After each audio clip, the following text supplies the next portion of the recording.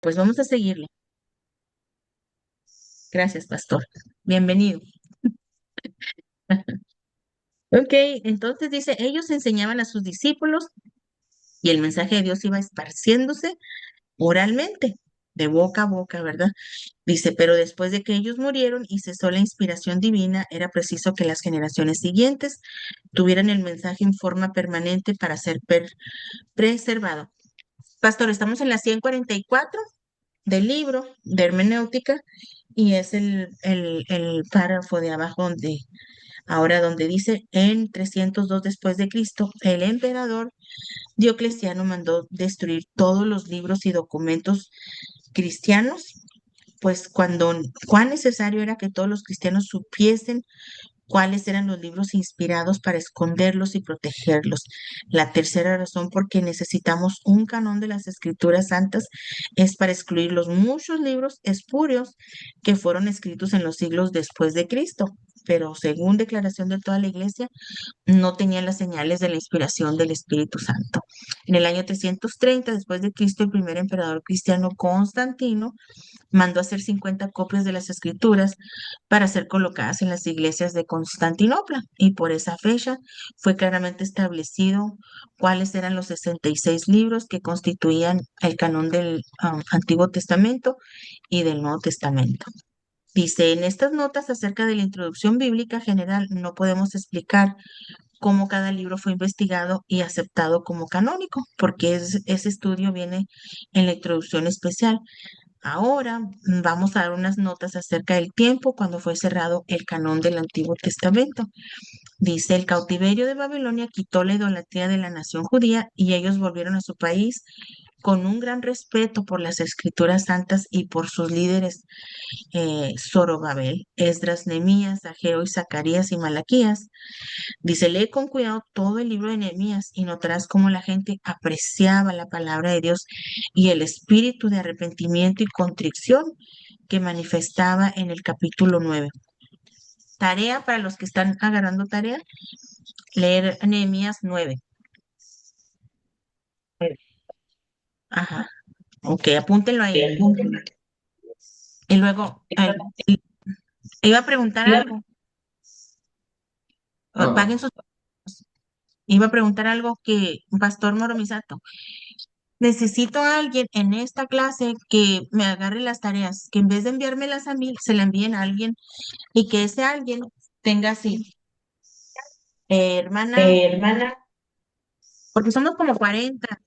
Hoy entró una nueva ahora, es la hermana Laura Adame. Bienvenida, Laura Adame, Dios me la bendiga de Ojinaga, Chihuahua. Entonces, bienvenido. vamos, amén.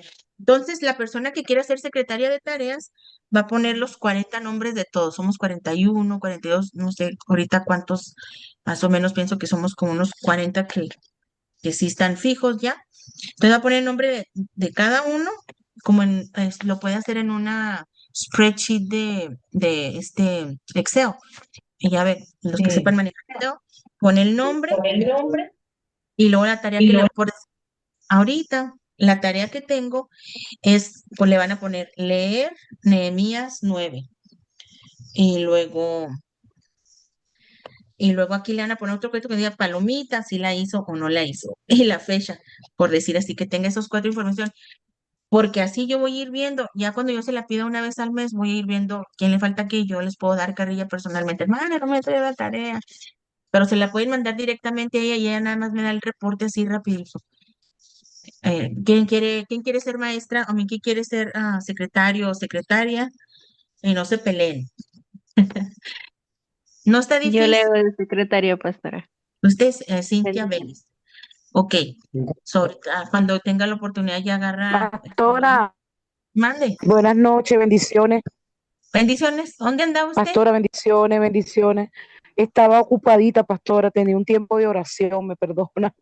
Ah, Mire, los 10. pastora, ¿sobre qué está hablando, pastora? Leer, Disculpa. leer Nehemías 9 es tarea. Amén, Todos amén, amén. tengan tarea y confírmenles a los otros, recuerden los otros, se las pueden mandar a la hermana Cintia Vélez. Y a ella un Amén. reporte al mes, hermana, esto sí la hicieron, esto no la han hecho.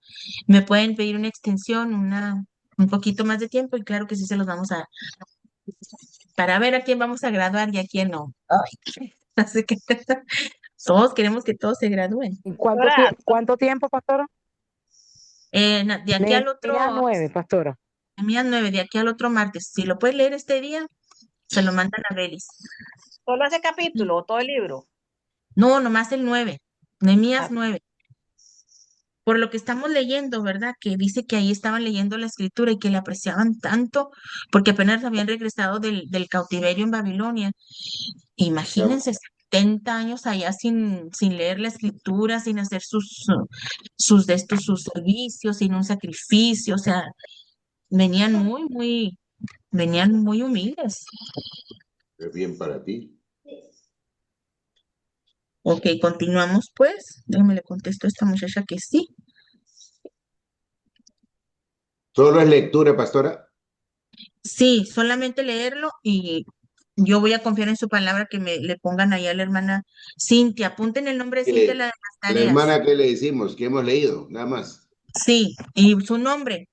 Yo soy Allá. el pastor Elfre, tal no, ella, con Elfre y el apellido ella va a saber todo el nombre y todo, la fecha en que se la dieron, ¿eh? Ahí le ponen, Amén. para que ella tenga un control. Ok, continuamos pues. Dice, en estas notas acerca de la introducción bíblica general no podemos explicar cómo cada libro fue investigado y aceptado como canónico, porque ese estudio viene en la introducción especial, eso ya lo leímos, capítulo 9, nos vemos hasta abajo. Una cosa muy importante es que siempre nos acordemos de la obra continua del Espíritu Santo de Dios. Él no solo inspiró a los escritores de los libros de la Biblia, sino también guiaba a los que arreglaron el canón y lo cerraron. Todo tenía que ser de parte de Dios y todo es de parte de Dios, lo bueno y lo malo, todo es de Dios, porque a veces lo bueno nos va a ayudar también, o sea, no en veces son, nosotros no nos damos cuenta, pero lo bueno también tiene su propósito. Entonces dice, Esdras, el dirigente de la segunda sección de la Vuelta del Cautiverio, no solo era un sacerdote, sino también un hábil escriba, fundador del gremio de escribas que se conocían entre los judíos como abogados, maestros, jueces, escritores, copistas de las escrituras, hasta el tiempo de Cristo. Y ahí nos da unas palabras, dice Esdras 7:6. ¿Qué les parece si leemos un poquitín? Vamos a ver, aquí tenemos Dios Mari, Esdras 7:6.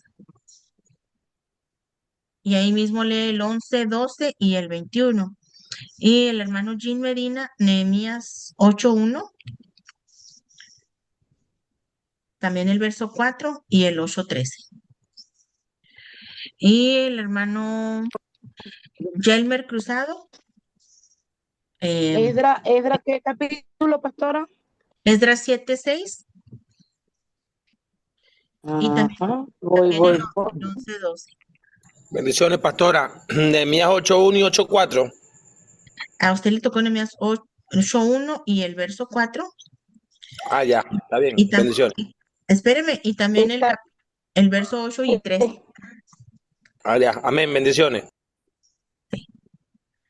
Lista, Mari, Dios Mari.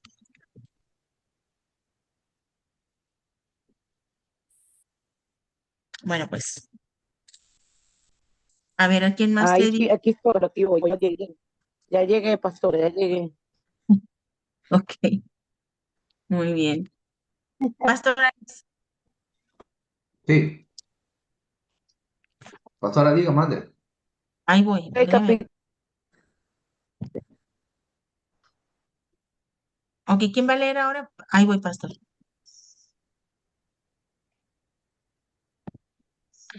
¿A quién le toca leer? Leer Ok, adelante. Esdras 7:6. Este Esdras subió de Babilonia, era escriba diligente de la ley de Moisés, que Jehová Dios de Israel había dado, y le concedió el rey da todo lo que pidió, porque la mano de Jehová su Dios estaba sobre Esdras. Amén. Amén. También leo el 11:12, pastora. Sí, por favor.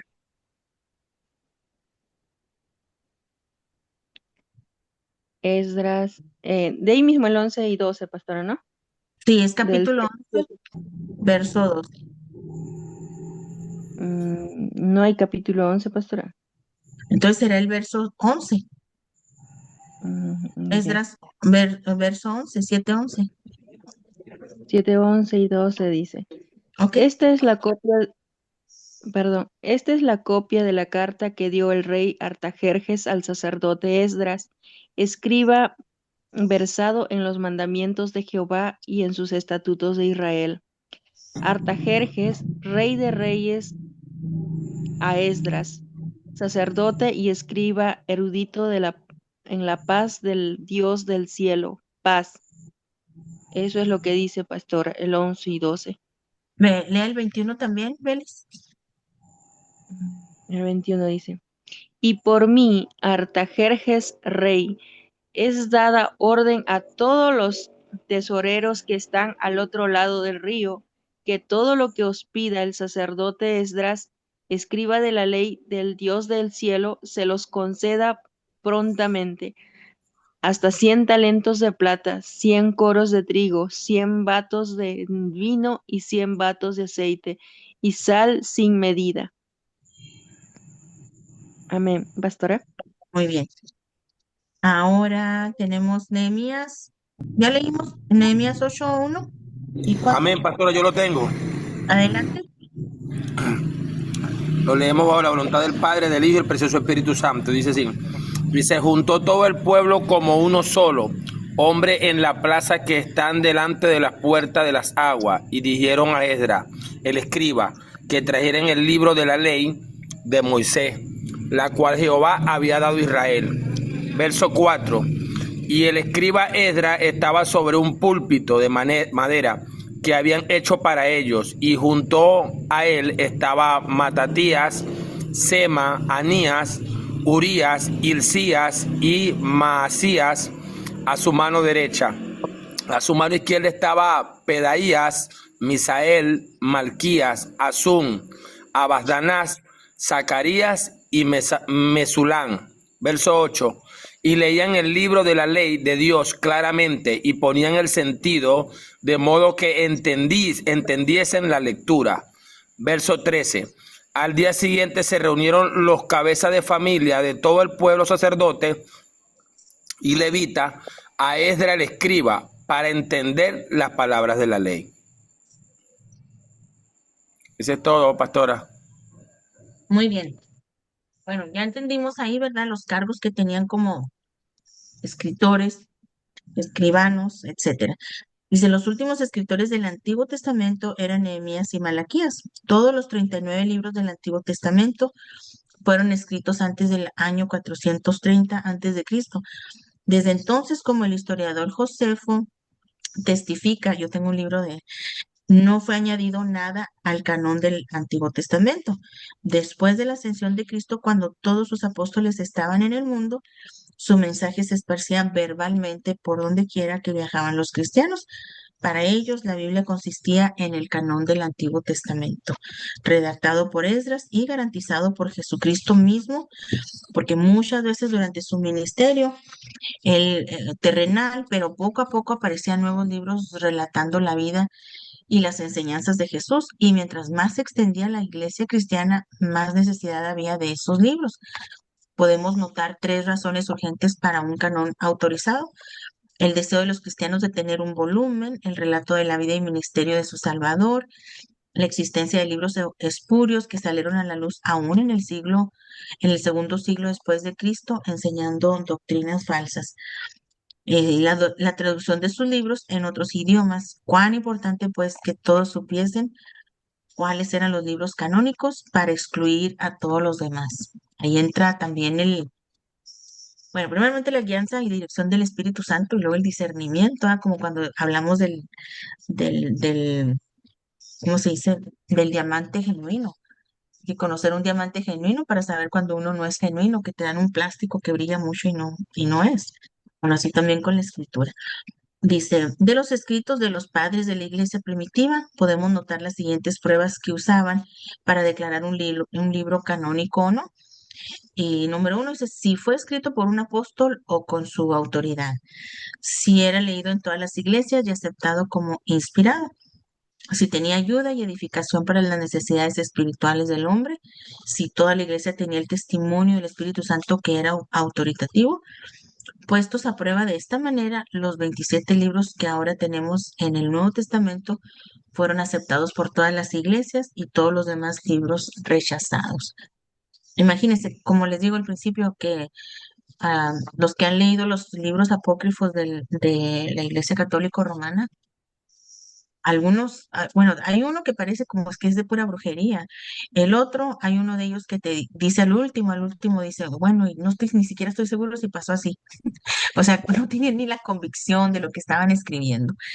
Y ninguno de ellos te lleva, como todos los 66 libros, a un mismo enfoque, o sea, a una misma meta que es Jesucristo, tanto en su primera venida como en el resto que son doctrinas y también que te enseña acerca de la segunda venida.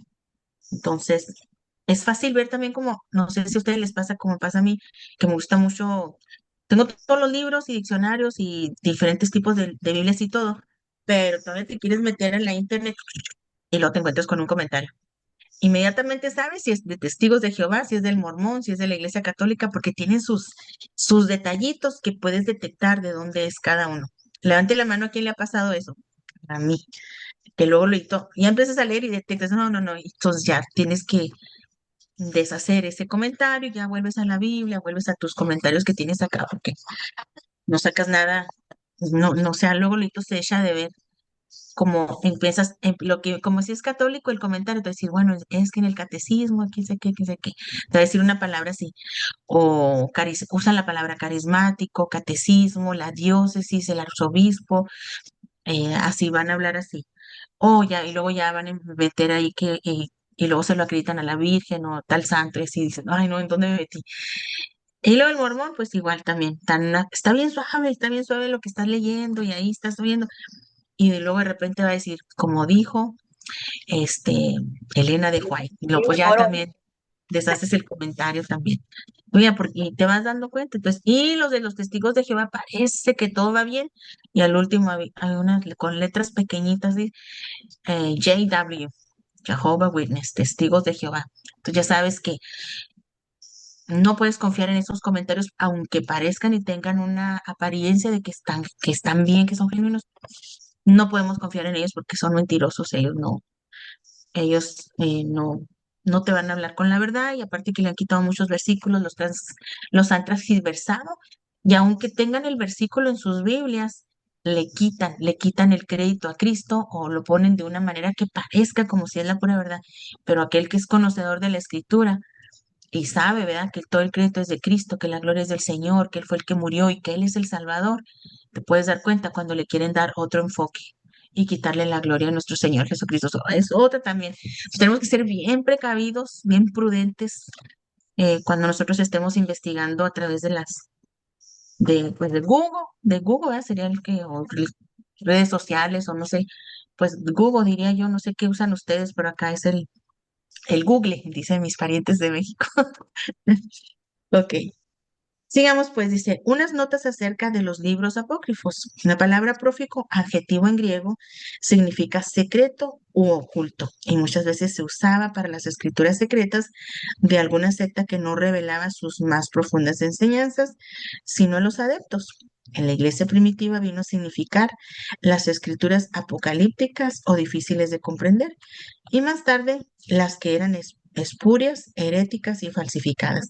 En una palabra, los libros apócrifos son los que han sido juzgados no canónicos por los judíos, hablando del Antiguo Testamento, y la iglesia cristiana, los libros apócrifos del Antiguo Testamento existen todos en griego, son 14. Miren, aquí van algunos, dice, primero y segundo de Esdras, Tobías, Judith, esos son los que he leído yo. Tobías, Judith, ese de Esther no lo he leído, la sabiduría sí lo he leído, de Salomón, pero no es el que está en nuestra Biblia, ¿no?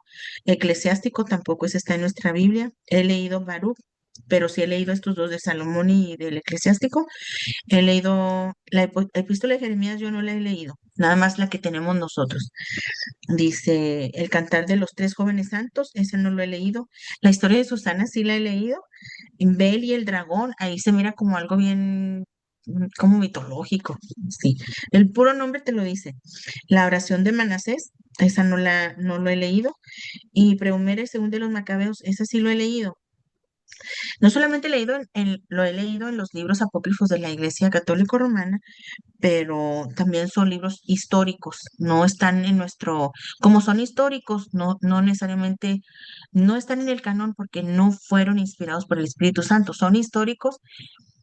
Todo parece ser que dice, o sea, están escritos con la verdad porque su historia es lo mismo que habla la historia, no nada más estos libros que tienen en la Biblia, pero la historia tiene también sus crónicas de la historia de esos tiempos, los de los macabeos.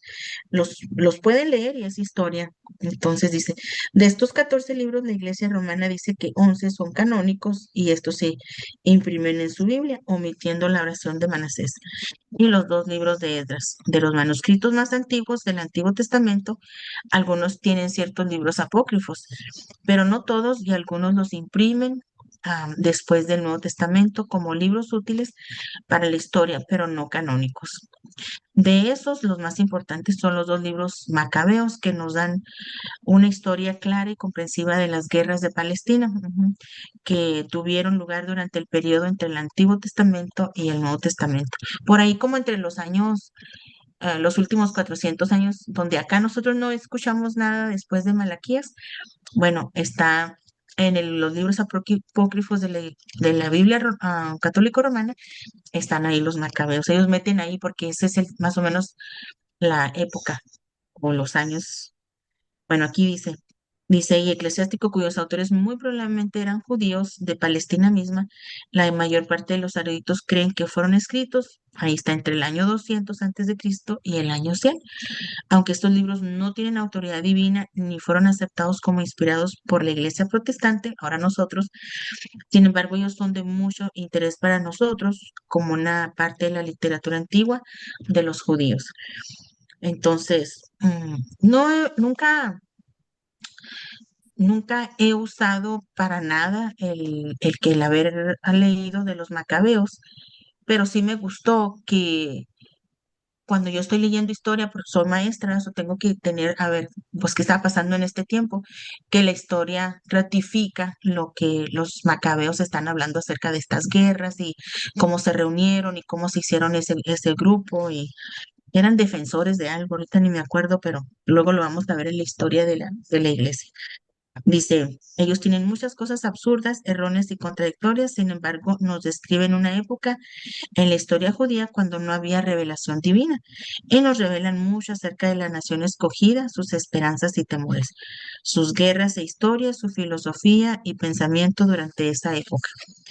Otra cosa digna de mención es la influencia de estos libros sobre los escritores del Nuevo Testamento.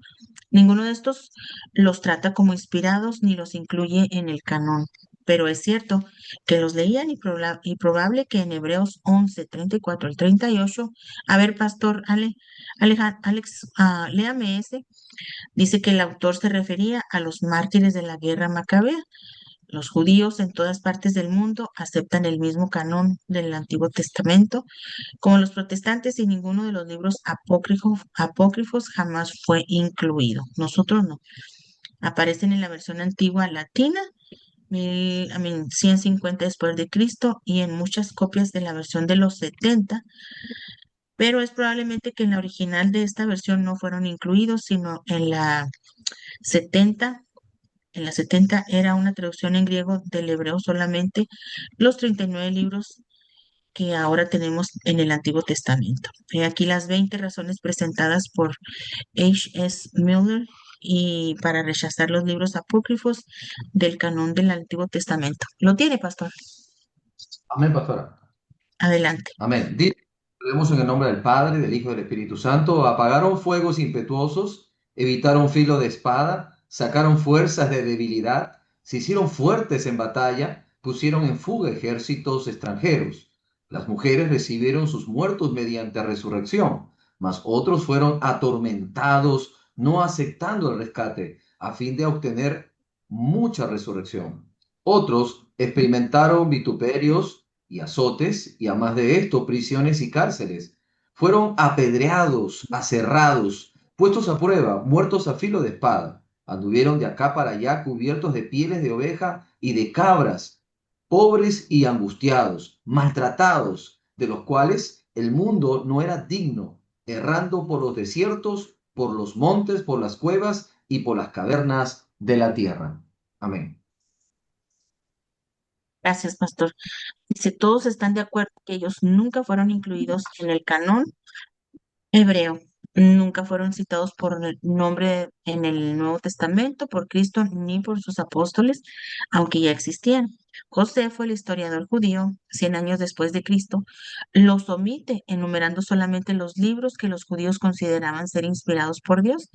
Filón el judío, el gran filósofo de Alejandría, 20 después de Cristo, antes de Cristo, hasta 50 después de Cristo, escribió prolíficamente y citaba muy a menudo del Antiguo Testamento, pero como nunca mencionó los libros apócrifos, no se hallan en en los catálogos de los libros canónicos hechos durante los primeros 4 siglos después de Cristo. Jerónimo, 400 años después de Cristo, declara que el canon hebreo consiste en los mismos 39. Había muchos targumes o traducciones del hebreo original. Libros que nosotros tenemos en el Antiguo Testamento rechazan los libros apócrifos terminantemente. Ellos mismos nunca reclaman la inspiración ni la autoridad divina. No tienen el elemento profético verdadero, ni hablan como un mensaje de Jehová. Contienen muchos errores históricos, geográficos y cronológicos. Se contradicen a sí mismos, lo que les decía ahorita, a la Biblia y a la historia profana. Ellos enseñan doctrinas y aprueban prácticas en contra de las enseñanzas de la Biblia, como la brujería. Por ejemplo, toleran la práctica de mentir, justifican el suicidio y el asesinato y enseñan la justificación por obras o por limosnas. Los encantamientos mágicos, los muertos que oran por los muertos, ¿no? Una cosa tremenda. Se nota en su estilo una rigidez, falta de originalidad y la calidad artificial que nunca se ve en los libros canónicos, ¿no? Es que la Biblia es santa, la palabra de Dios es santa.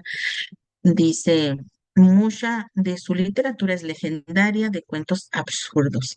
Los milagros que ellos relatan y las descripciones de seres sobrenaturales contienen mucho que es fabuloso, grotesco y necio. Aún lo que podemos llamar su nivel espiritual y moral está muy por debajo de los libros del Antiguo Testamento. Los libros apócrifos fueron escritos después del Antiguo Testamento, cuando su canon era ya cerrado y sin embargo algunos de ellos profesan imitar, sino tomar su lugar. La iglesia primitiva declaraba que algunos de ellos contenían instrucción provechosa, pero nunca los hizo canónicos ni autorizados en cuestiones de doctrina, hasta que la iglesia romana en su concilio de Trento, 1546 después de Cristo, por una mayoría pequeña, los incluyó en su canón de la fe y pronunció maldiciones sobre todo aquel que no los aceptase como divinos. Hombre, tremendo. La iglesia cristiana, dice, sucesora de la judía, recibió los 39 libros de los judíos, nunca los ha cambiado. De las palabras mismas de Cristo, los apóstoles, vemos que ellos reconocían el canón y ya fijo del Antiguo Testamento y pusieron sus sellos sobre él. Mateo 23:35 cubre todo el Antiguo Testamento desde Génesis hasta Crónicas, el último libro del Antiguo Testamento en hebreo. Había muchos targumes, si lo digo correctamente, traducciones del hebreo original en arameo, que los judíos imprimían con los libros del Antiguo Testamento. El idioma de Palestina había cambiado tanto que era necesario interpretar los libros de los lectores y oyentes. Leamos Nehemías 8:8, si alguien lo busca, por favor. Nehemías 8:8. Cuando lo tenga me dice. Pero Amén, ningún pastor. tal existe. Amén, Nehemías, adelante. ¿se puede leer? Sí, 8:8. Sí, Nehemías 8:8. Ujú. La palabra del Señor dice así: y leían en el libro de la ley de Dios claramente, y ponían el sentido, de modo que entendiesen la lectura. Amén. Ahí está. O sea, dice, bueno, acá podemos creer con toda seguridad que en el Antiguo Testamento y Nuevo Testamento tenemos ahora la plena revelación de Dios que fue escrita y redactada bajo la inspiración directa del Espíritu de Dios y que constituye la única palabra de Dios, distinta de todos los demás libros del mundo. La preservación de los libros de la Biblia ha sido una de las maravillas de la historia. Moisés fue el primer escritor, Éxodo 24:4, verso 7 también, Éxodo 34, verso 27 dice, y él puso el libro de la ley al lado del arca en el tabernáculo. Deuteronomio 31:26, Josué escribió la historia de la muerte de Moisés, completando así el Pentateuco, los 5 libros de Moisés, y añadió el libro que lleva su madre, Josué 24:26-27. Durante el reinado del cruel rey Manasés, probablemente los sacerdotes tuvieron que esconder las copias de la Biblia, y una de ellas fue descubierta en los días de Josías, según de Reyes 21:16 y 22:18. Esdras fundó el orden de escribas que no solamente copiaban los manuscritos de los libros de la Biblia, sino que los guardaban y los explicaban también. Todos los cristianos debemos una deuda inmensa de gratitud a la nación judía por haber guardado los libros sagrados por tantos siglos. Entonces dice, nota, las preguntas sobre este capítulo figuran al final del libro. Oh, esas son las letritas chiquitas. Por lo que les decía ahorita, había muchas copias, había muchos escribanos que copiaban las escrituras. Entonces aquello se hizo, como lo que dejó escrito Moisés, se fue haciendo viejo, pero ya había gente que estaba escribiendo. Por eso no tenemos exactamente, no creo que ya existe, creo que por ahí leí en algún comentario que por decir del Pentateuco no existe no hay nada original que de la letra de Moisés esté. Puede ser que sí, ¿verdad? Pero no, por lo que yo he leído, no. De Moisés no, ni tampoco son como ya copias de copias de copias, pero Dios se ha encargado de que esas copias sean fidedignas, o sea, lo más apegadas a la escritura, porque hay comentarios donde dicen que los copistas, o sea, y especialmente si eran judíos, se tenían que bañar para escribir y tenían que lavarse las manos, o sea, si se equivocaban en un punto, tenían que desechar todo y volver a empezar. Eran tan estrictos porque usted sabe cómo el judío, cómo tiene su concepto acerca de Dios, que pues él es Hashem, dicen, ¿verdad? O sea, el Dios verdadero, el Dios soberano. Y entonces ese respeto y esa honra tenían y es también acerca de las escrituras. Démosle la vuelta al libro. Eh, Después de hermenéutica sigue el de homiléticas. El arte de escribir sus materiales. Dice, mira un niño recién nacido cuando siente alguna necesidad, cuando le irrita algo o tiene algún dolor, él grita, porque el grito es su único modo de expresarse. Más tarde el niño aprende a hacer uso de sus ojos y mira las cosas que le rodean. Aprende también a usar sus brazos y cuando ve alguna cosa atractiva, extiende su mano hacia ella. Poco a poco, conforme al desarrollo de su cuerpecito, el niño aprende a hablar, que es una manera mucho más eficaz para expresar sus deseos y pensamientos. Hay muchas tribus enteras en el siglo XX que no han progresado más allá de esto. Tienen su idioma y hablan entre sí, pero ese es su único modo de expresión. Se relata algo interesante acerca del principio de la obra misionera en las Islas Hébridas en el Pacífico del Sur. Dice que el misionero Juan Peyton con su esposa estaban comenzando su obra en una isla de caníbales que no tenían lenguaje escrito y los misioneros estaban procurando enseñárselo. El misionero estaba edificando una iglesia a cierta distancia de la choza donde vivía. Cuando notó que no tenía su desatornillador, tomó pues un pedacito de madera y dice que escribió una notita a su esposa pidiendo la herramienta. Dio la tablilla a un mozo, dice, pero este preguntó que qué tenía que decir a la señora. Y él, o sea, dijo, él no importa, o sea, el misionero dijo, no, no importa. Dijo el misionero, la madera le dirá. El mozo incrédulo lleva la tablilla, la vio la señora e inmediatamente le entregó el desatornillador. Es increíble el resultado que hubo de este acontecimiento en toda la isla. La fama del misionero se extendió por doquier.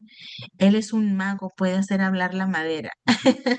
Sí, el arte de escribir es algo que sobrepuja al de hablar. El hombre que nunca ha oído de la escritura tiene sus pensamientos y los expresa por medio de ademanes o de palabras. Cuando aprende a escribir, los expresa por medio de signos o símbolos.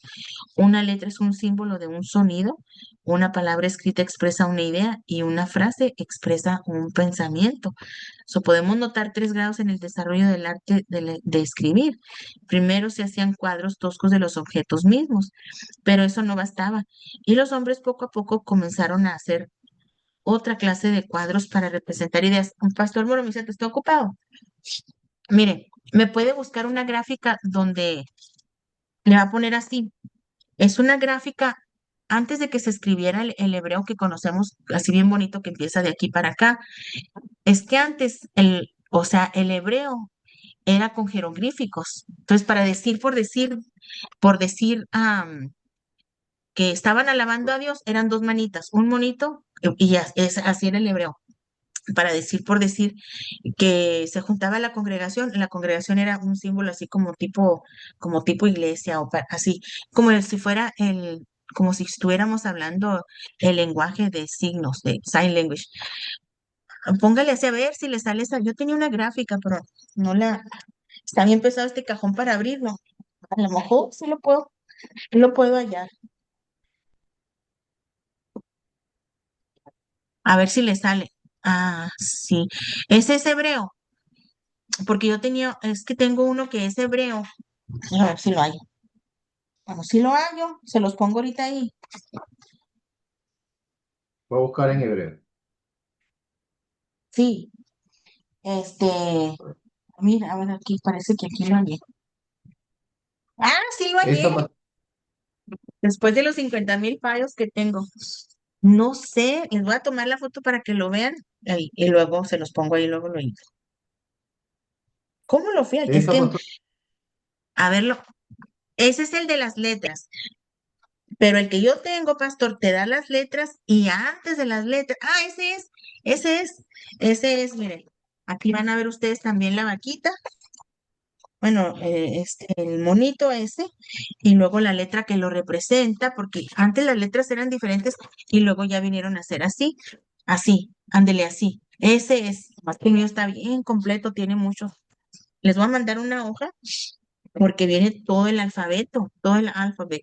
Así se dice alfabeto. Entonces, bueno, yo le tenía uno acá de estudiante, aquí me quedaron 3, pero así está. Eso es lo que les quería decir, que no siempre fueron estas letras muy lindas, así con sus diseños muy hermosos. Antes de eso tenían el alfabeto protohebraico y antes de eso el jeroglífico medio egipcio. Bueno, eso es lo que dice ahí, ¿verdad? Pero se fijan cómo eh, en esta sí dice que representaba, por decir la cabecita primera es una vaca, es caro, el ganado, quiere decir ganado. Y luego el cuadrito es una casa, eh, cuando está el monito con las manos así, está adorando. eh, donde está una cosita así como un cuadro así larguito, pero parece barquito, es una puerta. ¿Qué más? ¿Qué más? Donde está, es como una Y, un palito largo y parece como una Y, pero esto dice aquí que es un pilar, un soporte. Y luego, abajito, las palmas, también las palmas están así, eh, teach, como si es un bastoncito, quiere decir enseñar. eh, las viboritas, sí dice viboritas. El cabello, el cabello es como una ramita y luego como 3 ramitas para abajo. ¿Qué más? Mm, el ojo, pues sí es un ojo. La boca, pues es nada más como, se parece al ojo, pero sin la ruedita en medio. Un saco es una bolita como con unas cositas arriba. Ahorita se los mando, le tomo foto y se los mando. O lo busco en internet porque fue de la internet de donde lo agarré yo. Eso se llaman, los de al principio se llaman pictogramas. Bueno, es lo que dice aquí, pictogramas. O jeroglíficos. Y los phonograms, mosaico, la era mosaica. Y bueno, pues ahora ya ellos tienen todavía sus letras hebreas, pero también ya en Israel ya usan como nosotros A, B, G, D, H, E. Tienen las letras diferente. Se mira igual que las de nosotros, pero en un orden diferente. Sí, mira, ahí lo encontré el pastor. Ese es pastor. Ese es el que, ese es muy parecido al que tengo yo. Además, el mío está como así. Sí, pero ahí para que lo vean, nunca lo van a usar, pero si son maestros, lo pueden utilizar para enseñar un poquito cómo era antes. Le seguimos, pues, ¿qué horas son? Son las 9:21. Ok, tengo tiempo. A ver. Podemos notar 3 grados en el desarrollo del arte, de escribir. Primero se hacían cuadros toscos, eso ya lo vimos. Fonogramas, la escritura que se hace de este modo se llama pictografía. Pictograma es lo que dice acá en inglés. Fonogramas, después se desarrollaron en 3 clases, los de palabras. Cuando un símbolo representa una palabra entera, como la lengua china que requiere miles de símbolos porque hay miles de palabras, los fonogramas de sílabas que requieren unos 500 símbolos, como la escritura cuneiforme que fue usada en las partes del mundo entonces conocido desde el tiempo de Adán hasta el Imperio Persa, aún después de la invención de la escritura alfabética, los fonogramas de letras y el sistema alfabético que reduce el número de símbolos a unos 30. Dice que un alfabeto es una lista de los signos que se usan para representar los sonidos elementales de cualquier idioma.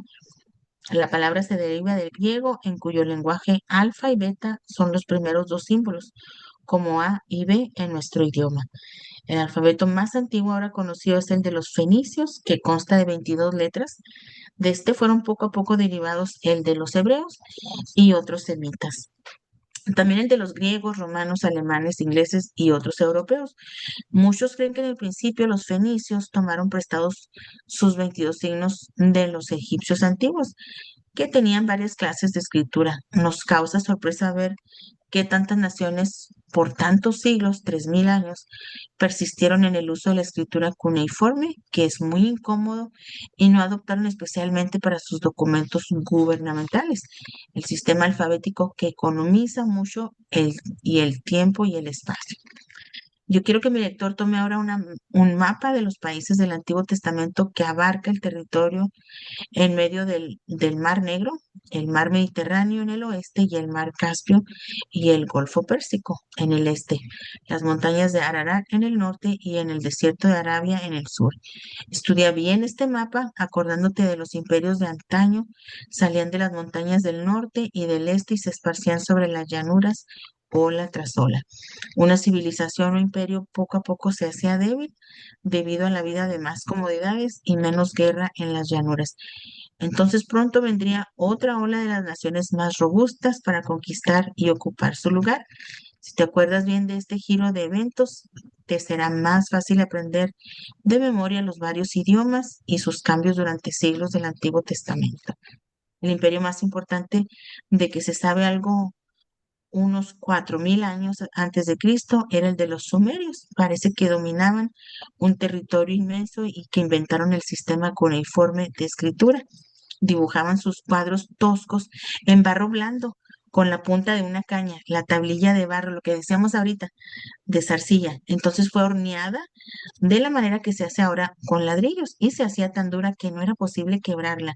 Más tarde principió la costumbre de escribir un punzón cuya punta era triangular y al mismo tiempo la escritura fue simplificada de cuadros en cuneiforme con unos 600 símbolos que representaban sílabas y no letras. El idioma semítico de más antigüedad es el lenguaje de los asirios, que conquistaron a los sumerios y adaptaron su forma cuneiforme de escritura. Su idioma a veces se llama asirio y a veces babilónico. Después sucedió el imperio de los eteos, que florecieron de 2000 hasta 1000 años antes de Cristo y usaron el mismo sistema cuneiforme. Aunque en ese tiempo la escritura alfabética también comenzó a usarse, venía de Egipto y Fenicia. Mira en tu mapa las 3 esferas de influencia, de Egipto y Fenicia en el oeste y de Babilonia en el centro y de Asiria en el este. El segundo idioma del Antiguo Testamento es el arameo, que usaba la forma alfabética de escritura. Los medos hicieron un alfabeto de 39 signos y los persas después de ellos usaban una escritura con letras, aunque persistían en usar el cuneiforme en sus documentos gubernamentales.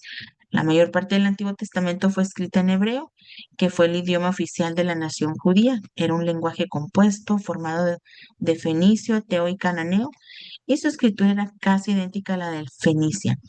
El hebreo fue usado siempre por las clases cultas, aunque al fin del Antiguo Testamento hallamos la gente común hablando el arameo o siriaco.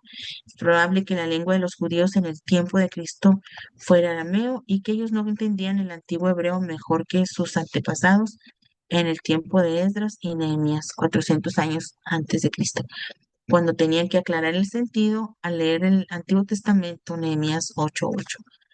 Un libro es un registro de pensamientos en forma de palabras escritas o inscritas en cualquier material. Hemos hablado de la escritura en tablillas de barro y millones de estos libros, grandes y chicos, han sido excavados por la pala del arqueólogo en los países bíblicos, lo que hablamos ahorita. Otros materiales usados en varios siglos han sido metales, piedras, papiro, papel. Cuando Abraham pasó de Ur a Canaán, 2000 años antes de Cristo, él dejó una civilización en Babilonia en la cual cada casa tenía su propia biblioteca y cuando visitó Egipto, vio otra civilización antigua con sus monumentos, obeliscos, templos y sepulcros cubiertos de las inscripciones. Ahí está mi esposo. Diles hola, ¿cómo vas a hacer? Aló, dice. Ok. Ok, dice, pero durante el medio siglo pasado, la arqueología ha producido millones de pruebas de la falsedad de sus acusaciones en contra de la Biblia. Me pone nerviosa este señor. Para vergüenza eterna de los que impugnan las verdades de la palabra de Dios. Es interesante notar algunas de las referencias a materiales para escribir en la Babilonia misma. Tablillas de barro, Ezequiel 4:1, Jeremías 17:13. Se puede comparar la mención de un tiesto de olla, Job 2:8. Porque muchos de estos tiestos han sido excavados por los arqueólogos. A ver, pastor, busque una imagen que diga tiestos de olla, tiesto de olla, a ver cómo se mira. Mientras yo sigo leyendo, dice, porque muchos de estos tiestos han sido excavados por los arqueólogos, usados por los pobres para anotar acontecimientos en sus vidas cuando no podían comprar materiales más costosos. Un tiesto con palabras escritas se llama un ostracón. Ah, era una ollita, la ollita de las de ahora. Ah, ok, ok. Ok, puede también poner la palabra que usó la hermana, en vez de tablilla de barro, tablilla de arcilla. Antigua tablilla de arcilla o escritura cuneiforme. A ver qué le da.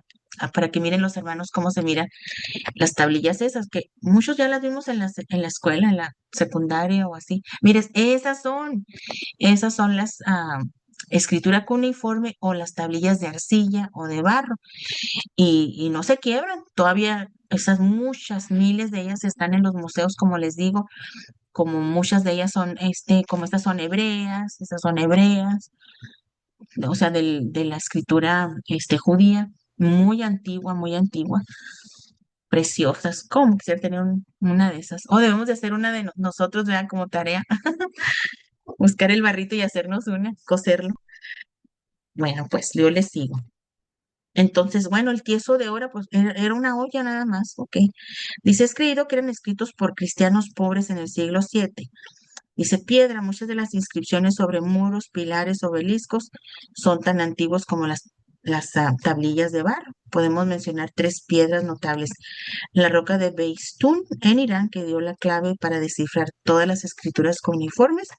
La piedra de Rosera, ¿se recuerdan que les dije ahorita Rosera Stone o la piedra de Rosetta en Egipto, que dio la clave para descifrar los jeroglíficos de Egipto? La piedra de Moab, escrita por Mesa, rey de Moab, acerca del año 850 a.C., según de Reyes 3:4. A ver, pastor, busque esa, la piedra de Moab, a ver qué le da. Es más interesante. Dice, la escritura en piedras está mencionada en Éxodo 24:12, Éxodo 31:18, Éxodo 32:15 y 16, Deuteronomio 6:22, 27, 2:8, Josué 8. Ah, mire, esa es la piedra de Moab. Aparece como una de las de los panteones. Parece nicho, sí. Right? Sí, ay, sí se mira curiosa. Sí, y ponga la de la otra que se me hizo interesante, la de roca, se llama la roca de Beistún. Tiene una H entre la E y la I. Beistún. Ok, sí. No sé en inglés. Beistún.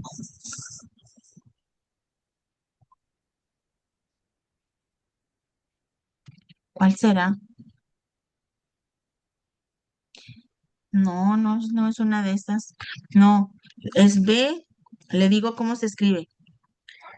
Se Ya. escribe Behiston.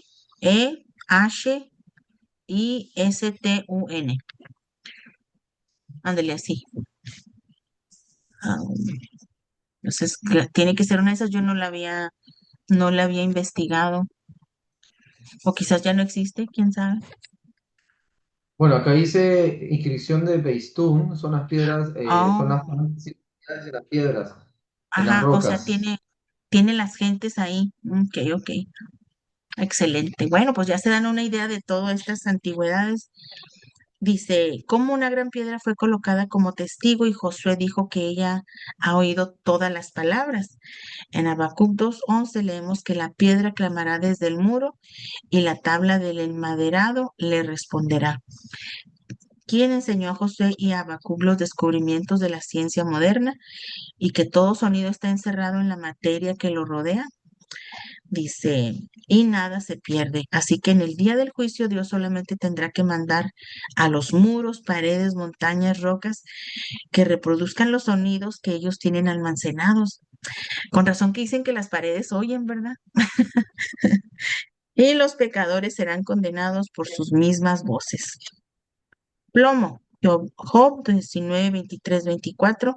Este metal fue hallado en muchos países y era muy útil para grabar inscripciones. Bronce, una mezcla de cobre con estaño, fue usada mucho en el tiempo de Moisés y fue empleada en las vasijas santas del tabernáculo. Se usaba también para escribir diplomas y varios documentos públicos. Oro, Éxodo 28:36, dice que se han excavado muchas monedas, anillos, etcétera, de oro con inscripciones. Plata, la moneda del tributo llamada denario, se hacía de plata, joyas sobre las cuales grababan sus nombres u otras inscripciones. Marfil, pastor, ponga un denario, a ver cómo se miraba el denario. Marfil en forma de tablillas fue usado en partes de Europa. Madera, hay pruebas de que las hojas, la corteza y aún la madera misma se usaban para escribir. Es interesante notar que la piedra, book, libro en inglés, se deriva de bark, corteza, y prueba que la madera era uno de los materiales frecuentemente usados para hacer libros. Ese es un denario. Ah, mire.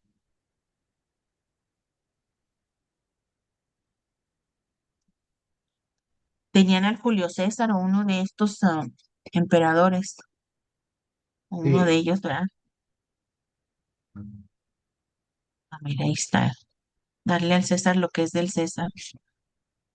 Mira, Amén. pues sí, sí. Tuvieron que sacar de un peso uno de esos para darle al César lo que es del César. Bueno, dice cera en forma de tablillas, Isaías 8:1, Habacuc, Lucas, aunque no se menciona la cera, los estudiantes bíblicos creen que en todas estas referencias se habla de tablillas hechas de cera. Lino, que fue usado por los egipcios, los romanos y otras naciones más antiguas.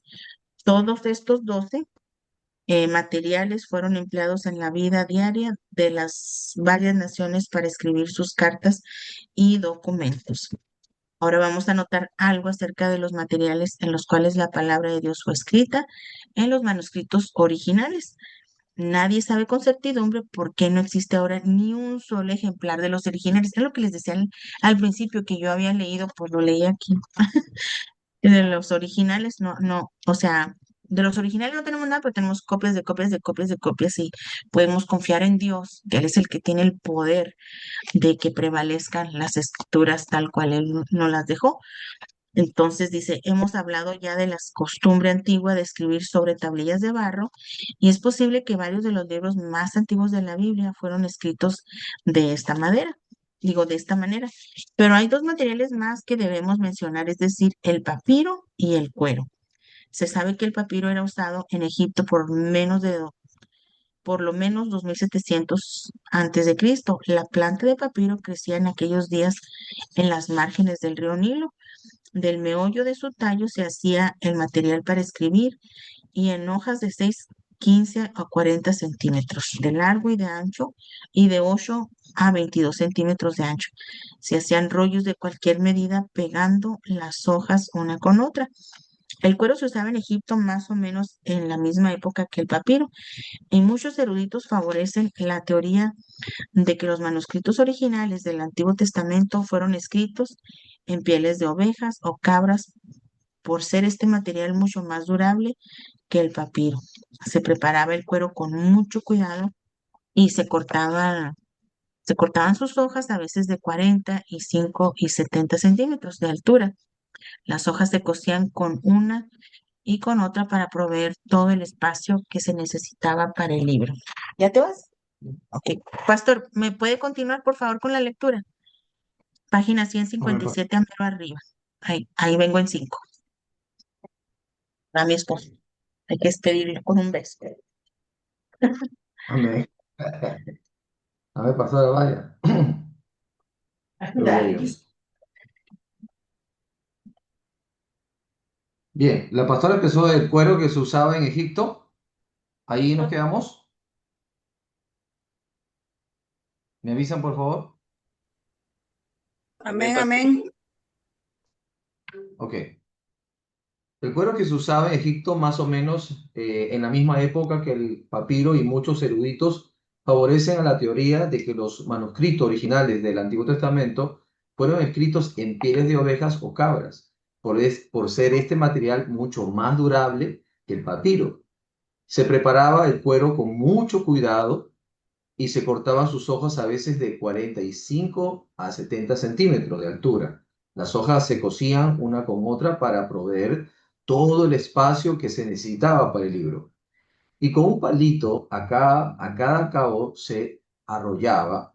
La escritura se arreglaba en columnas. En Salmos 47, Jeremías 36, 2, 6, 23 y 29, Ezequiel y Zacarías y Esdras, todos los manuscritos hebreos que han sido hallados son rollos de sinagoga escritos sobre cuero o copias privadas en forma de códices, manuscritos en forma de libros y estos últimos a veces escritos sobre lino o papel. Es probable que los manuscritos originales del Nuevo Testamento fueron escritos en papiro, pero pocos años después se usaban también la vitela y el pergamino, ambos hechos de cuero, pero de una clase muy especial. La vitela es el material más precioso, hecho de los mejores pieles de becerros o de antílopes. El pergamino era casi la misma cosa, hecho de pieles de ovejas o cabras. La preparación de ambos se hacía con sumo esmero para poderse escribir a los dos lados. Así que en el primer siglo después de Cristo comenzó el uso de vitela en lugar de tablillas de cera entre los ricos. Y por el siglo IV se reconocía el pergamino como el mejor material para escrituras permanentes, dejando el uso de papiro. Acuérdate de que hasta ahora estamos hablando de manuscritos, es decir, ejemplares de las escrituras, copias a mano, y todavía no se había inventado el papel ni el arte de imprimir. Así que el papel fue hecho en China en el siglo II antes de Cristo, pero no se hizo común en Europa hasta 1200 después de Cristo. Aún entonces no se empleaba mucho copia de las escrituras, sino que se seguía el uso de vitela y pergamino hasta la invención de la imprenta, que fue en 1450 después de Cristo. Así que desde entonces se ha usado el papel. La palabra hebrea con tinta en Jeremías 36:18 describe algo que fluye suavemente y la palabra griega significa negro.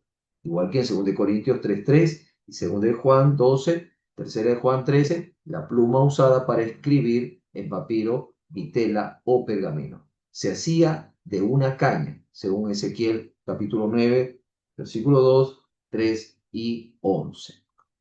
Bien, pasamos ya al capítulo 6, manuscritos y versiones de la Biblia. Una definición importante deben aprenderse de memoria. Un manuscrito bíblico es una copia escrita a mano en hebreo o griego, los idiomas originales. Hay dos clases de manuscritos. Uncial, escrito en letras mayúsculas, minúsculo, escrito en letras minúsculas, que a veces se llama cursivo. Un códice es un manuscrito en forma de rollos. No existe ninguno de los manuscritos originales, probablemente porque Dios sabía que si los hubiera preservado los hombres, lo habrían venerado más que su autor y los habría adorado. Véase 2 de Reyes 18:4 y sería bueno que lo lean, por favor. 2 de Reyes 18:4. ¿Quién lo lee, por favor?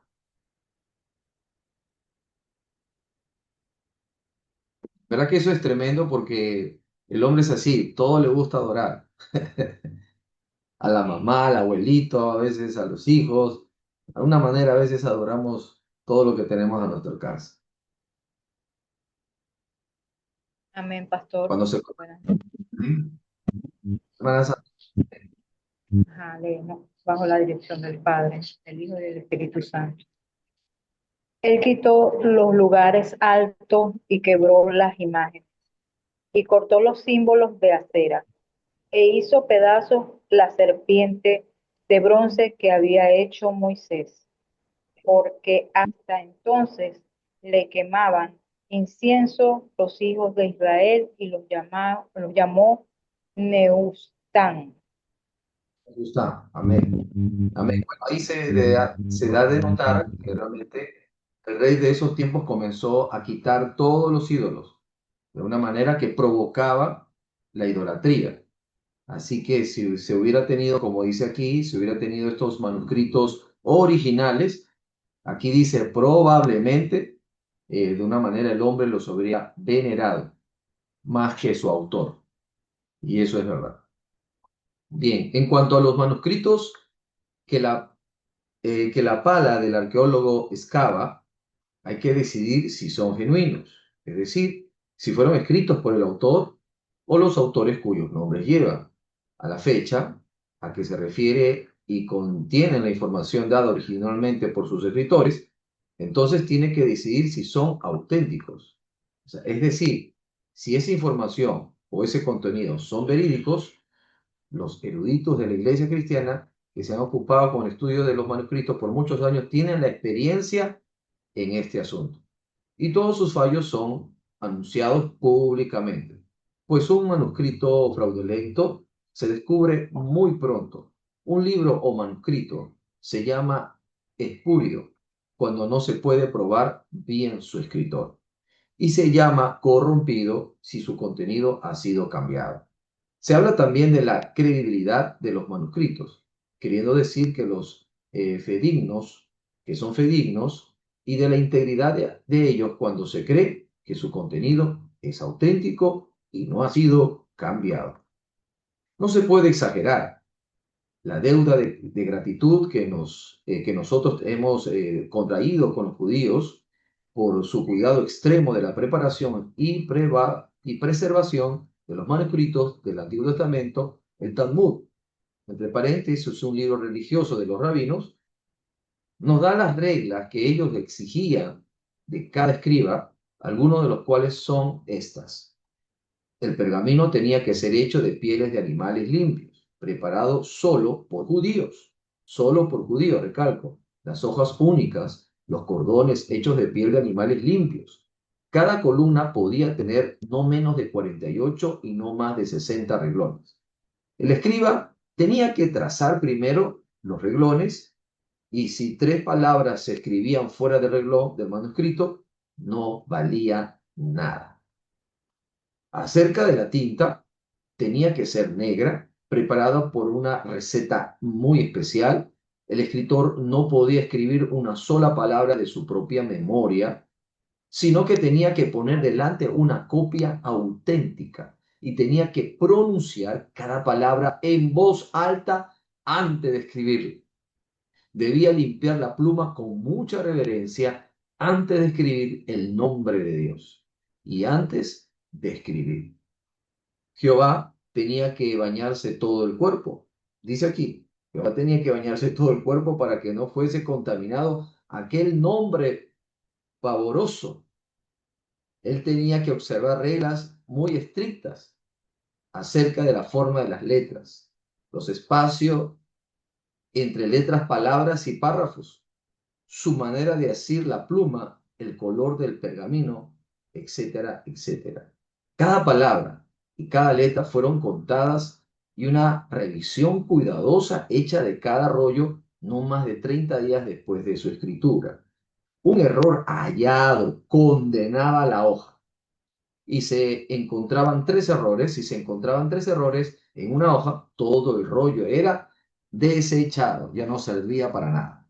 Así que en vista de este cuidado extremo de parte de los judíos para preservar perfectas las escrituras santas, podemos entender plena confianza de que Dios ha guardado su palabra durante todos los siglos desde 1500 años antes de Cristo, cuando Moisés escribió las primeras páginas.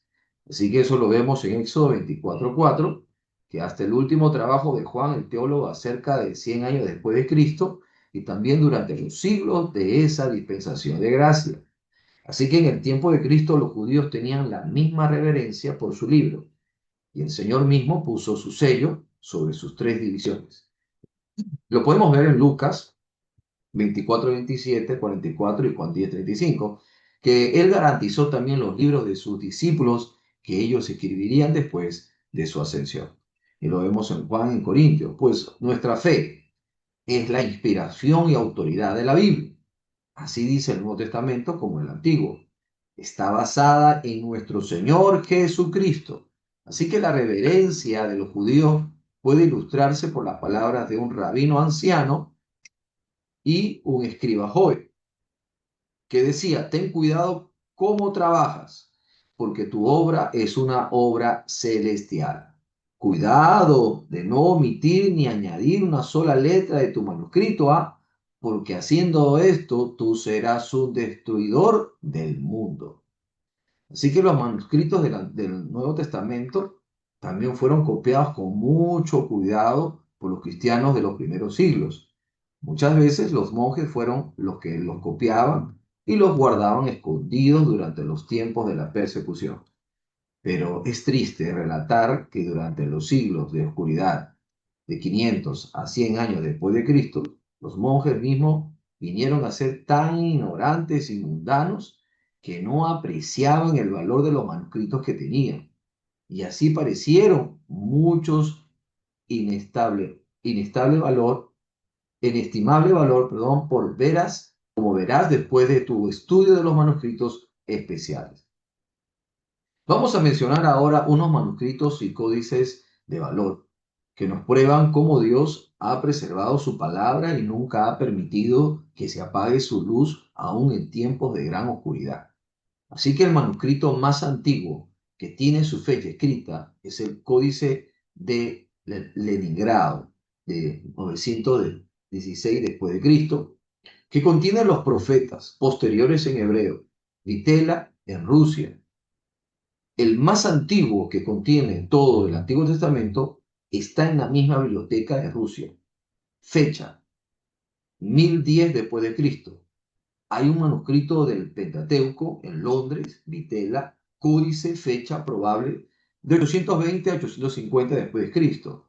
No hay certidumbre de estas fechas. Cerca de 2000 manuscritos del Antiguo Testamento se conocen, pero pocos son completos. Así que más de 4000 manuscritos del Nuevo Testamento han sido registrados y su número va creciendo con las excavaciones de la arqueología. Así que voy a mencionar los 4 más bien conocidos, cuyas descripciones deben ser memorizadas por el estudiante. Códice Vaticano, quizás el más antiguo que existe, conocido por la letra B. Contiene todo el Antiguo Testamento en griego, la versión de los 70, todo el Nuevo Testamento en griego, también libros apócrifos, propiedad de la Iglesia Romana, guardado en el Vaticano, Vitela Undal, 325 después de Cristo. Códice Sinaítico, 350 después de Cristo, escrito en griego, conocido por el título Aleph, la primera letra del alfabeto hebreo. No se sabe dónde fue escrito, fecha probable de 340 después de Cristo. También en griego, Vitela, contiene la mitad del Antiguo Testamento y todo el Nuevo Testamento, y parte de los libros apócrifos. Es ahora propiedad del gobierno británico, guardado en el Museo de Londres, Inglaterra. Así que la historia de este manuscrito es muy interesante. El doctor Sheldon Ford dice aquí, bueno, leer este nombre, si es alemán, gloria a Dios. Profesor bíblico de Alemania, ahí está, alemán tiene que ser. Estaba viajando de un país a otro buscando manuscritos antiguos de la Biblia en el año 1844. Llegó al monasterio de la Santa Catalina al pie del monte Sinaí en Arabia. Allí vio en el pasillo un canasto lleno de materiales que iban a usar para prender la lumbre en el fogón. Y los monjes le dieron que ya habían quemado 2 canastos de los mismos pergaminos. Así que Schendorf no podía disimular su deleite al reconocer allí un tesoro de valor inestimable. Pero los monjes ignorantes, que no sabían leer, comenzaron luego a maliciar que tenían algo que podrían vender más caro. ¡Wow!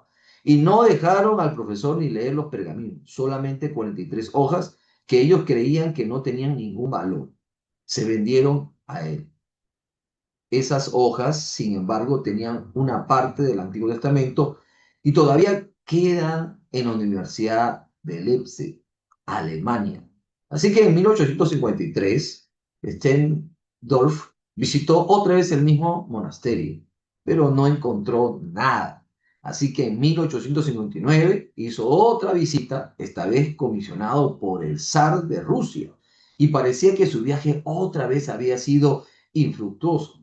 Pero cuando él estaba saliendo muy de mañana, el mayordomo le dijo que tenía un ejemplar de la versión de los 70 y llevó al profesor a su cuarto. Allí él sacó un paquete envuelto en un paño rojo. Al abrirlo, se le revelaron los ojos del visitante encantado. No solo los pergaminos del Antiguo Testamento que él había visto 15 años atrás, sino también el Nuevo Testamento completo. Schendorf le fue permitido quedarse una noche más en el monasterio y llevar los manuscritos a su cuarto para mirarlos. Él sintió que la ocasión era demasiado sagrada para dormir. ¡Guau! Pues pasó toda la noche copiando todo lo que pudo de los tesoros que había encontrado.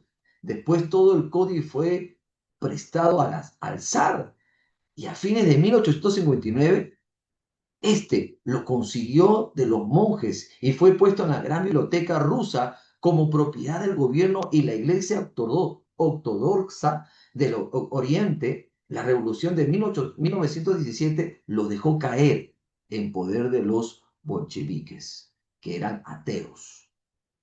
Pero ellos eran muy astutos en calcular su precio. Así que los protestantes de Inglaterra a fin lo compraron para depositarlo en el Museo Británico de Londres. Y tuvieron que pagar 100.000 libras esterlinas, cerca de $510.000, que es la más grande compra literaria jamás registrada. Véase un artículo de Literary Digest de 6 de 1934. Así que el códice alejandrino de 550 después de Cristo, en griego, Itela uncial, conocido por la letra A, contiene también el Antiguo y el Nuevo Testamento. y están completos, con excepción de unas hojas, y está en el Museo Británico de Londres. Probablemente fue escrito en Alejandría, en Egipto. En 1621 fue llevado a Constantinopla y en 1624 fue presentado al embajador británico en Turquía para ser obsequiado por el Jacobo de Inglaterra. Este es el mismo Jacobo que autorizó la versión de toda la Biblia en inglés que fue completa en 1611, pero él murió antes de la llegada de este códice que fue después aceptado por Carlos I en 1627 y colocado en la Biblioteca Real. Finalmente, en 1757, el rey Jorge XI regaló esa biblioteca a la nación británica y el códice famoso llegó al Museo Británico. Este fue el primer manuscrito uncial para ser usado por los traductores bíblicos. El códice Efraín, 450 después de Cristo, conocido por la letra C, y tela de segunda clase, griego, contiene la mayor parte del Antiguo Testamento y ciertos libros también del Nuevo Testamento. Este manuscrito se llama un paralimpsesto, borrado en escrito de nuevo porque tiene dos obras, una encima de la otra. La vitela era un material muy costoso y muchas veces los escribas borraban una escritura vieja para escribir en el mismo pergamino algo distinto. En la ignorancia de la edad tenebrosa, a veces una escritura de gran valor fue cubierta por otra que no valía nada. Así que este códice C, que tenía los sermones del padre Efraín de la iglesia siriaca, 299-378 después de Cristo, fue escrito en Alejandría, llevado a Italia cerca de 1500 después de Cristo. En el año 1553 cayó en poder de Catalina de Médicis, que quería leer los sermones de Efraín. Ella era una mujer italiana de malísima reputación, pero vino a ser esposa y madre de reyes franceses. Cuando ella murió, el códice fue puesto en la Biblioteca Nacional de París, donde está todavía. Cerca del fin del siglo XVII, un estudiante notó que en algunas páginas él podía discernir otra escritura debajo. Y después de investigaciones por los eruditos, la escritura de arriba fue borrada y la de abajo restaurada, que resultó ser una copia muy antigua de la Biblia en griego. Fue el mismo doctor Schendorf que tuvo mejor éxito en el trabajo de la restauración y era el primero que pudo leerla bien, redactando y publicándola en el año 1845. Es bueno siempre guardar en tu mente una distinción clara entre los manuscritos copiados en los idiomas originales de hebreo y griego y las versiones o traducciones de ellos en otros idiomas. Así que la versión de los, no me acuerdo la L, pastora, disculpe, la L, ¿qué año es? Ya no me acuerdo. L, 50, La versión ok, de los 70. sí. año 70. 50 y luego las dos X es 70, la Septuaginta. Ya no me acordaba la L. Ya sé. Bien, gracias. La versión, así es, de los 70, es probablemente la primera traducción que fue hecha y es una versión del Antiguo Testamento en griego, hecha en Alejandría, en Egipto, de 280 y 180 antes de Cristo. No existe la versión original y es el más antiguo manuscrito de la versión de los 70 que tenemos ahora, que está fechado a cerca de 350 después de Cristo. El mero hecho de que las escrituras hebreas fueron traducidas en griego 2 siglos antes de Cristo prueba que ellas todas existen entonces con el canon del Antiguo Testamento, que habían sido cerrados. Y prueba también que los judíos que hablaban griego en Egipto y otros países necesitaban y consiguieron una traducción de sus libros, unos libros sagrados en el idioma conocido por todo el mundo de aquel entonces. Así que en el plan de Dios esto era una preparación para la circulación después del Nuevo Testamento. Así que en el mismo idioma griego, Cristo y sus apóstoles muy a menudo citaban pasajes de la versión de los 70. Es probable que la primera versión de la Biblia por manos cristianas fuera una traducción del hebreo del Antiguo Testamento y del griego del Nuevo Testamento.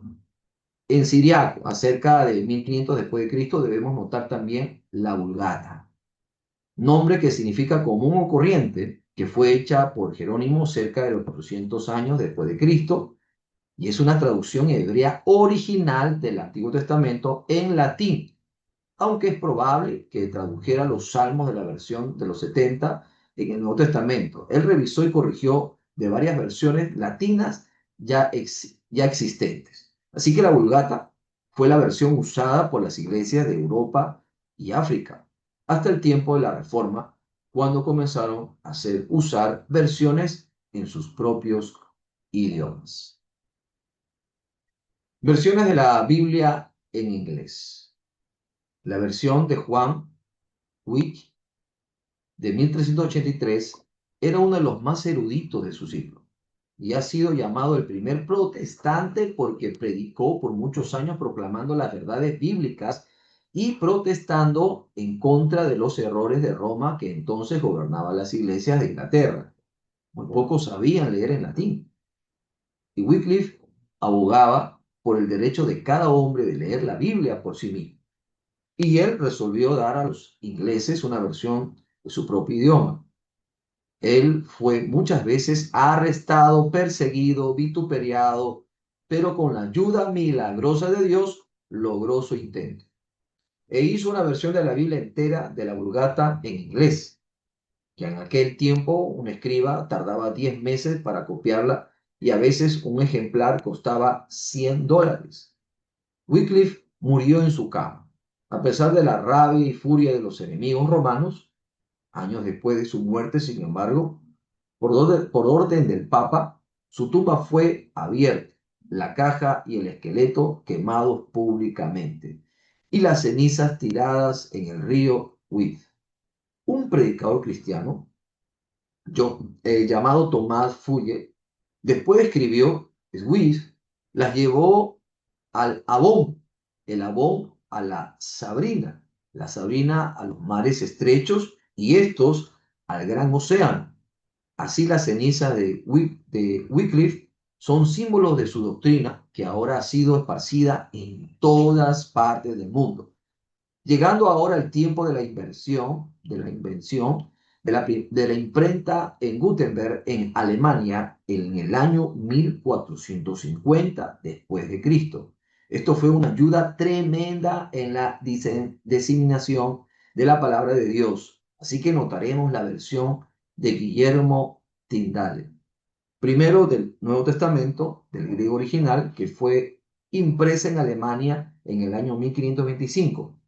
Él completó una versión del Pentateuco del hebreo de 1530 y siguió traduciendo los demás libros del Antiguo Testamento hasta su martirio en 1536, dejando a su amigo Juan Roger para completar la obra. Así que la Biblia entera fue impresa en inglés, ¿cuándo? En el año 1537, pero a causa del odio, persecución de las autoridades, al mero nombre de Tyndale fue publicada bajo el nombre Tomás Mateo y siempre ha sido conocida en Inglaterra como la Biblia de Mateo. Tyndale, de la cual el mundo no era digno, en Hebreos 11:38, no podría hallar reposo en ninguna parte de su Inglaterra nativa, pues la dejó en 1524 para viajar en Alemania y hay otras partes libres del continente de Europa. Desterrado por su fe y sus esfuerzos a dar la Biblia a la gente común, estudiaba y traducía en secreto y buscaba impresores evangélicos para imprimir su Nuevo Testamento.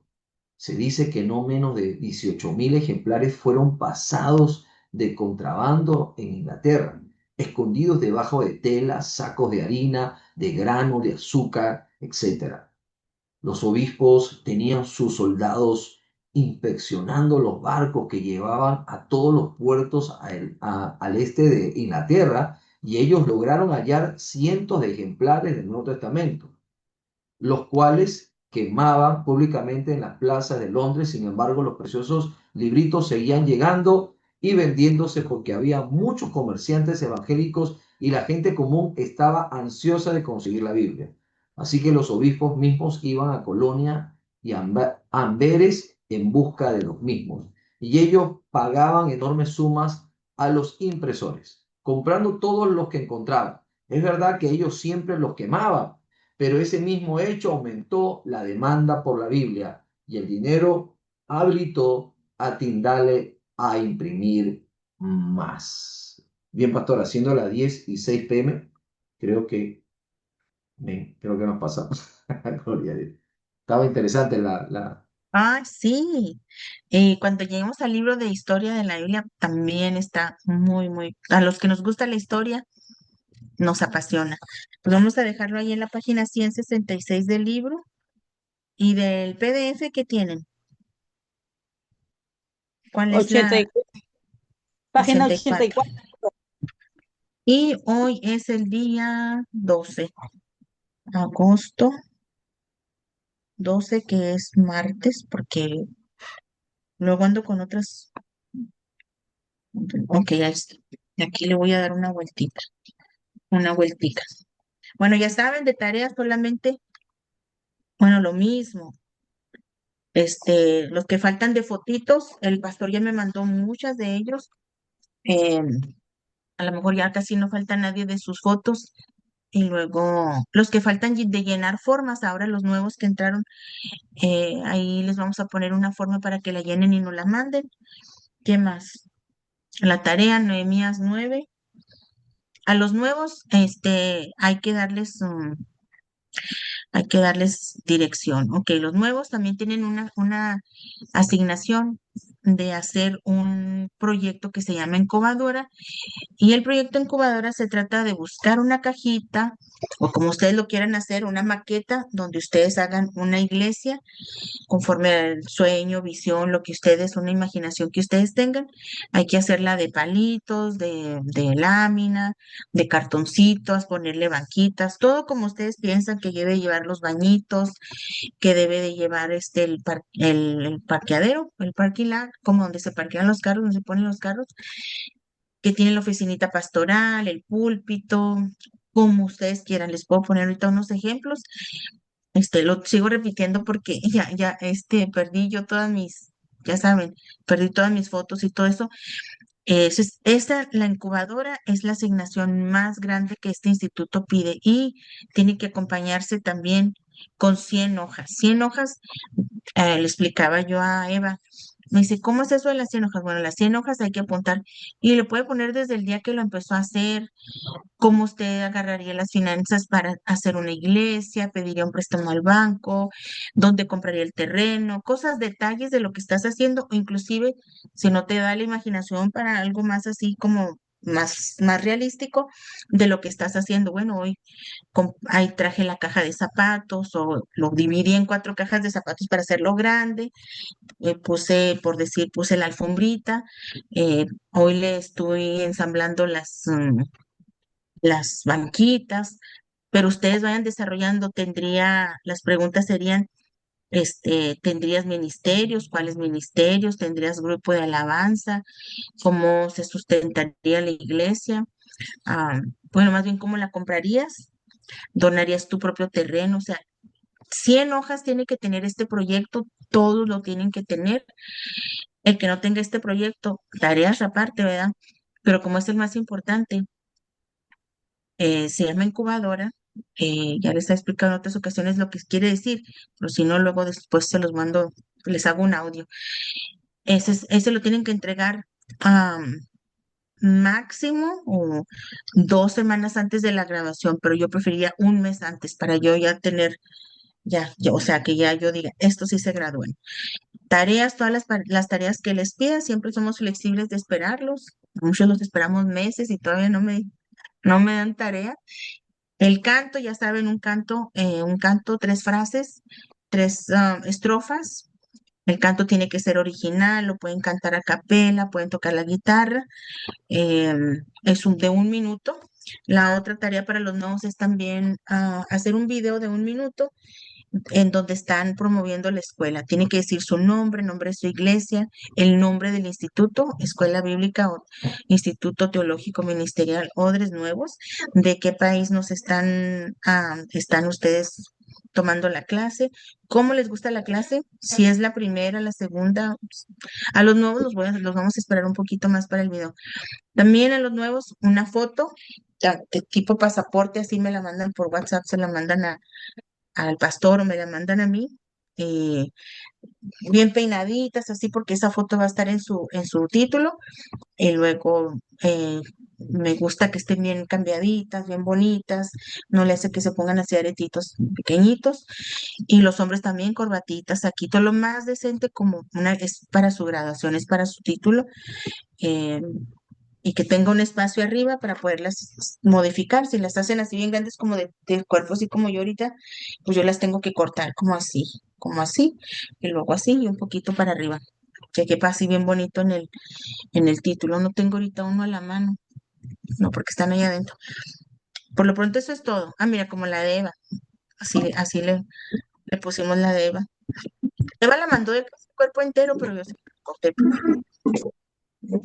Yo siempre pongo la Eva porque Eva está muy bonita también. Y hoy recibí la de la hermana Chacón, la hermana Gloria, pero de la hija no, ¿verdad? Que tú, la hija, no me la mandaste. ¿Por qué? Bueno, pues ya, los dejo ir porque ya es tarde, pastor, lo dejo que ore para despedirnos y ahí estamos para el Vamos a, viernes. amén, pastora, para el viernes nos encontramos. Vamos a dar el paso al hermano Gustavo Meléndez para que ahí nos despida con la oración. Excelente. Amén, amén. Gloria a Dios, amantísimo Padre Celestial, mi Dios amado, bendito, maravilloso. Una vez más, Señor, estamos delante de tu presencia, mi Dios, dándote gracias, Señor, reconociéndote, Padre amado, que tú eres Dios, que tú eres grande, eres poderoso, Señor. Y te pedimos una vez más, Señor, que nos dé sabiduría, Padre, entendimiento para seguir adelante, Señor. En este caminar, Señor, que es tan hermoso, Padre, aprendiendo cada vez más, Señor, de tu palabra. Y que nos llene, Señor, de tu Espíritu Santo, de tu sabiduría, entendimiento, para poder, Señor, aprender más y más cada día, Señor, de tu palabra.